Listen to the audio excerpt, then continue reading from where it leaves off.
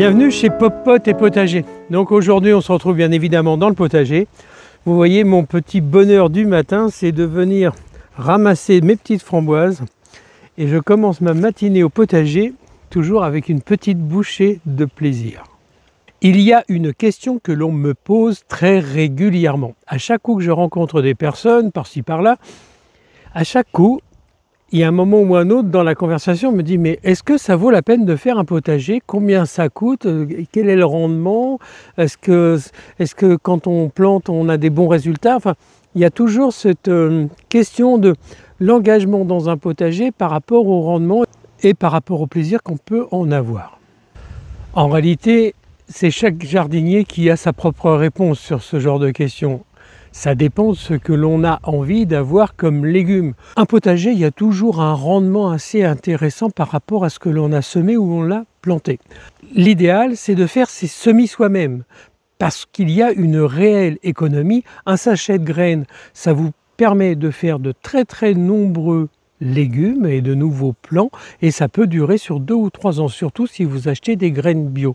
Ensuite, si vous n'avez pas envie de faire vos semis, parce que c'est aussi du travail, vous pouvez acheter vos plants, mais vous savez que déjà le rendement financier sera moins intéressant.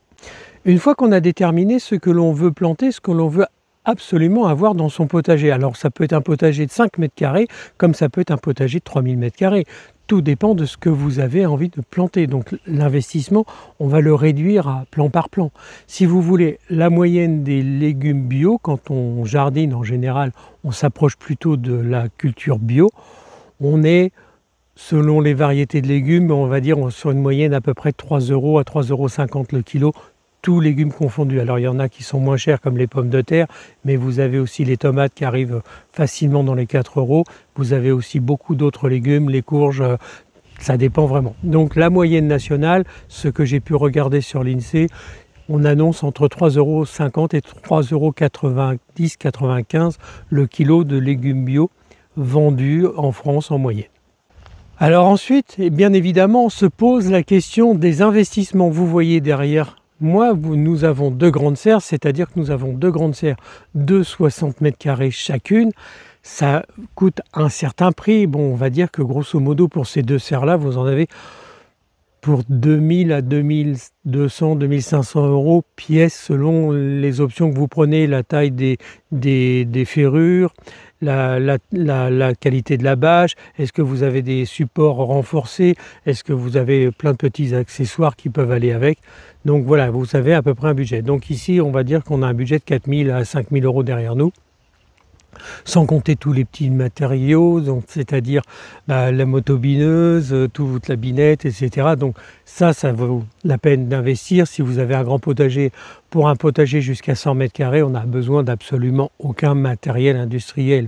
On a besoin d'une bonne bêche, d'un rotogriffe, d'une fourche bêche, enfin vous avez besoin de ce genre de choses pour retourner la terre. Après un râteau, une pelle, il n'y a vraiment pas besoin de grand-chose. D'un point de vue financier, on va faire relativement court. Si vous achetez vos propres semences et que vous faites vos propres légumes, vous allez avoir un rendement 1 € d'investi pour à peu près 8 € de rentabilité et à peu près entre 2 et 3 si vous achetez vos propres plants.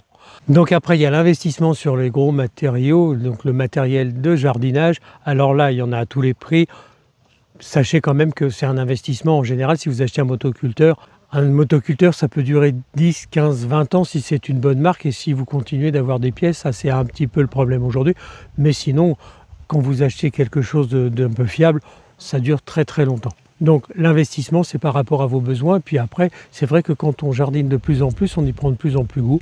Et puis après, vous voyez, par exemple, chez nous, en Bretagne, si on n'a pas une serre pour faire des tomates, en général, toutes les tomates finissent par avoir le mildiou et on perd nos tomates. Donc la culture des tomates en Bretagne, c'est uniquement sous serre.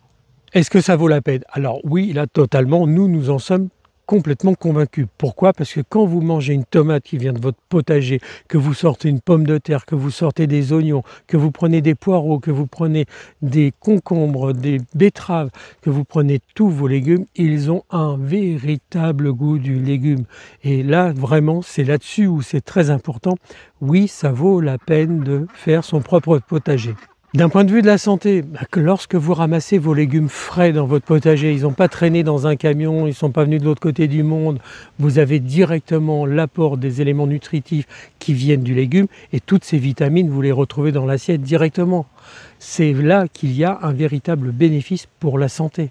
Et il y a bien évidemment les conserves que l'on va faire avec tous nos légumes du potager. Ça va se retrouver dans nos assiettes pendant tout l'hiver. Vous allez vous régaler en continu. Ça aussi, c'est très important. Alors, vous voyez le petit bilan. Est-ce que ça vaut la peine de faire un potager? Combien ça coûte? Combien ça coûte? Ça coûte du temps, parce qu'au niveau financier, c'est intéressant. Combien de temps il faut? Il faut du temps au temps, comme on dit. Et puis sur le reste, au niveau de la nourriture, vous allez vous régaler, vous allez vous retrouver pleinement satisfait. Alors effectivement, c'est un choix. Tout le monde ne peut pas le faire, tout le monde n'a pas la place, tout le monde n'a pas un jardin. Mais si vous avez un grand gazon, coupez un petit morceau et plantez au moins quelques pieds de tomates, quelques pieds de fraises. Essayez-vous à faire quelques légumes.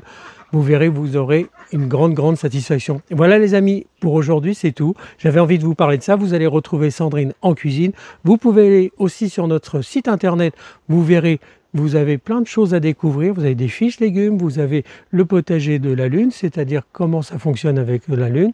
Et vous retrouverez aussi toutes les conserves de Sandrine, les recettes de cuisine, enfin plein de choses. Allez y faire un tour, vous verrez, vous y serez aussi satisfait. Allez, à très bientôt au potager.